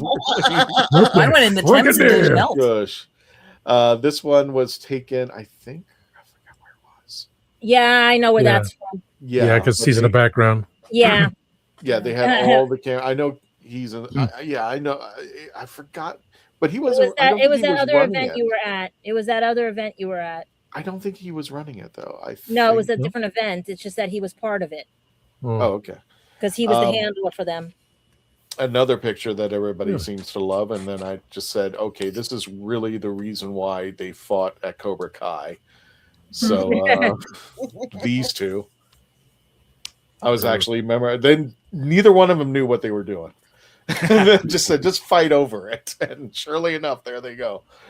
And the last picture that I've took recently was one I really thank Patty Hawkins for because I never thought I'd live to see the day that this would actually ever happen. Oh, Yeah. But there you go. Susan got to touch it. We Yep. got a picture of Susan. So there you go. So So who are we that missing? is. Are you kidding me? I mean, like, who are we like majorly missing? A major would be Oh, Tom. God, hang on a second. That's everything for that's him is it, right? virtual Yeah. now. Yeah. Is it share screen? Yeah, it's share Yeah. screen. Ouch. Oh, David. I actually thought it was funny that I managed to figure out how to make this icon move. Our little Wow. profile picture. Mhm. Huh? I just like it. The rotating. The When rotating. did they add that feature? I found it Years by ago. accident. I clicked on my profile picture and it said, "Do you want to animate your profile picture?" And I'm like, "Sure." And that's what came I think the out. Cleese one is also one of your top photos Yes, the Cleese one. because you worked for that one. I had to convince John. John was just holding it and play and just smiling next to me. I said, "John, really?" There's actually a photo album of the Team TARDIS over here. So if you want to see who's been on it and take a walk down memory lane, there's a photo. JR's looking at it at Central Florida lovingly on the floor. Just yes, that one's great. Noise. Yeah, there we go. So everybody, here we go. Every celebrity possible that I can think of is right here. In this one album. So and then we got Tony Curran. Of course, we got the double. Alan Tudyk was the interesting one. So, he's interesting, all right. Yeah. Yes. Told these two to fight over with it, Paul McGann and Eric Roberts, and Paul was all excited. He was going like, "Yes, come on, Robert, let's do it." And Eric Roberts is going, "I don't know." Of course, Simon is part of it. I can, if you see somebody who is George jumping out to Romero, me, I think. Yep, Is that him? That's George Romero. Just I think the year before he passed. Mm-hmm. So yeah. You didn't get Stan Lee, right? I did not. Yeah, it was you know what? I was an idiot because it was one of those times. It's like Stan's going to be at the next convention, and just like hopefully he'll drop his rate of $250. So it's like, And the funny part is, I met him before I met you, and that would have been so cool if I was able to get him to hold that. We actually have a guy who Stan Lee. Melanie, I don't know if you remember him, Dan Grundon. I think that's his name. Sounds he actually ran a Facebook page, or something like, "Oh my God, he looks just like Stan Lee." And I got his picture with the TARDIS, and unfortunately, because he was the comic. That was who he would always cosplay, and he was a dead ringer for Stan. He'd always walk around. He'd always do like Tampa Bay and MegaCon, all those kind of fun ones. Yep, and he passed away a while ago, but I did a tribute for him. Yeah, Leo did a huge tribute for him. Oh my God, look at all these. The Sylvester, that one was at a comic strip. It was not Famous Faces and Funnies. Not Famous Faces, Coliseum of Comics. Coliseum, that's it. I like that. Like I said, if anybody wants to stop me, I'm just going to slowly scroll. And the funny part about this is when I come up to a celebrity who has no idea what it's like, you want to take a picture of the TARDIS? I actually have my phone ready with all this particular album going like, here you go. And they're like, okay, take the picture. I want to be a part of this. So yeah. Gil. Who? I said Gil's at Gerard. Gil Gerard. Oh, they're squishy with from Walking Dead. Yep, there we are. Yep. Get some squishies in here. Aaron Gray. You got Gil Gerard. Our buddy over here, Kevin McNally. He celebrated a birthday recently. Nobody Jason David Frank. You got with Jason JDF. David. You got with JDF, yeah. This girl right here, nobody knows or recognizes her, and she lives in Florida. But she actually played Vera Juarez. She ends up getting, unfortunately, burnt alive in Torchwood Miracle Day. And she lives in Florida. Stop it. Rob Schneider, William Shatner. Good God. Oh, if anybody doesn't know her, but you've seen her movie, Cocaine Bear. She was the girl in Cocaine Bear. Oh, that's awesome. So she's also a comic. She also writes her own comic books, and she was selling them. You were mentioning him. Yeah. Do not pose with it, John. Do not pose with it. And he goes, oh, okay. Boom. That's what came out. Yeah. Trying to see who else. Oh. You got John. You got. John was like, there's actually 10 photos of John, and he insisted that I take all 10 photos. And this is the best one that he took with the photo of the Traveling TARDIS. And there's I so need to meet him because he actually played King Richard in Robin Sherwood. Oh, okay. Well, he was a panels, sweet guy. his panels are absolutely amazing. It's almost like you're going to see a college professor speak at a special engagement. It's so entertaining, and you just are enraptured by his presence. It's just, and he's, just equal parts witty and hilarious and serious and poignant, and just, if you're at a convention with him, if you can get the autograph, get the photo, that's also absolutely amazing. But honestly, go to his panel and listen to this man speak. You won't regret it. I don't know if I ever told you the story of this particular convention. I'm not going to say the name. I don't want to throw anything under the bus, but this particular convention, the amount of people who showed up was so bad that there were more vendors than patrons at one point.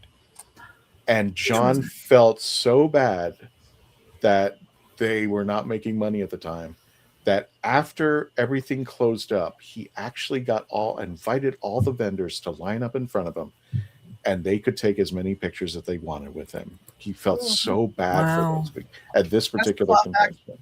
That's classy. That is very classy. That's amazing. This convention that he was at, now one of the vendors told me about this. I was like, Jesus. So I was very happy about that. I really don't know why she had to wear her hair up. I love it like that. Yeah. Yeah.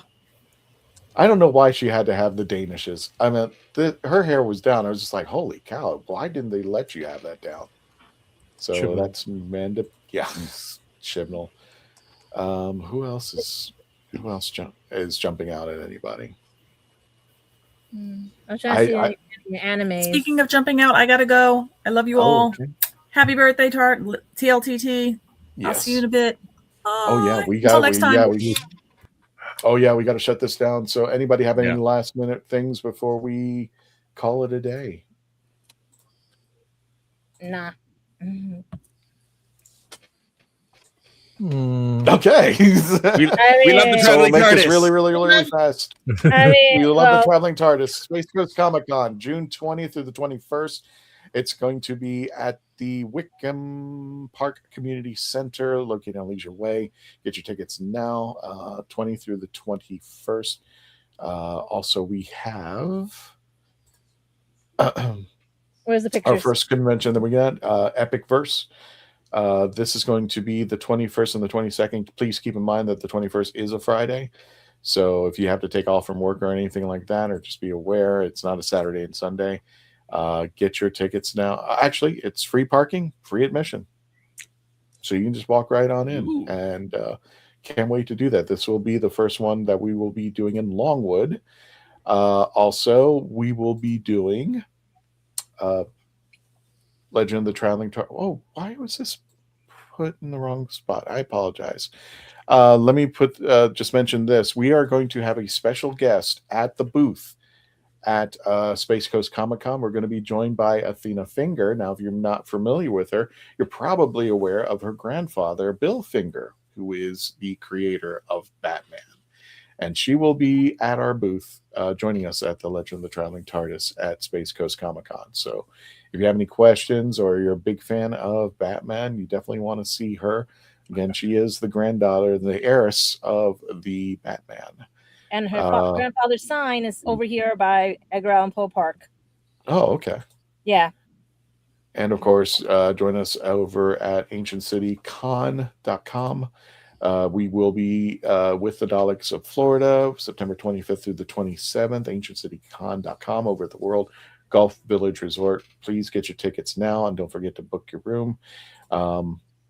We'll just do this really, really fast. I know we're getting close to the end.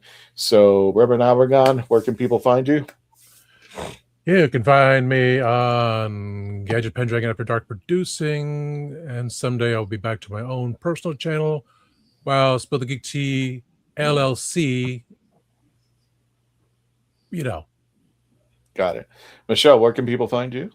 You can find me on Facebook, Michelle L. Hamilton, author, and you can pick up Widow's Weeds, available on Amazon.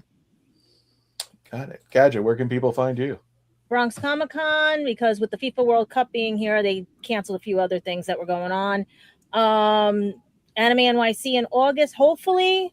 I can take out a loan to go get New York Comic Con tickets because if you saw that page, oh my God, $1,000 for VIP. So and also .com. Sorry, Candyman, where can people find you? Well, this weekend I'm going to be at Hearns Arrow, Robin and Sherwood Convention down in Chepstow for this bank holiday weekend. But you can normally find me at my Instagram, cyborgt100_cosplay, and you can find me here at the Legend of Traveling Tardis. And my wonderful co-host and co-producer, Dave Chapman. Where can people find you? You can find me all over the internet, here on the Legend of the Traveling Tardis, of course. Happiness Patrol, first Thursday of every month, youtube.com/@Happiness Patrol Show.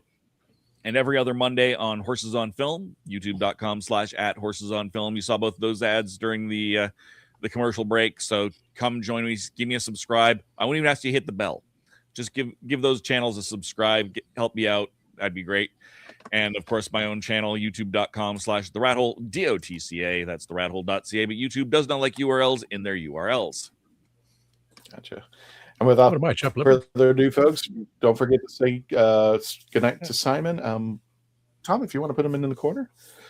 Don't forget to say goodnight to Simon. And until the next adventure, Tony, take us out. And we'll see you as we continue to our 28th year of existence. Hopefully more. We'll see.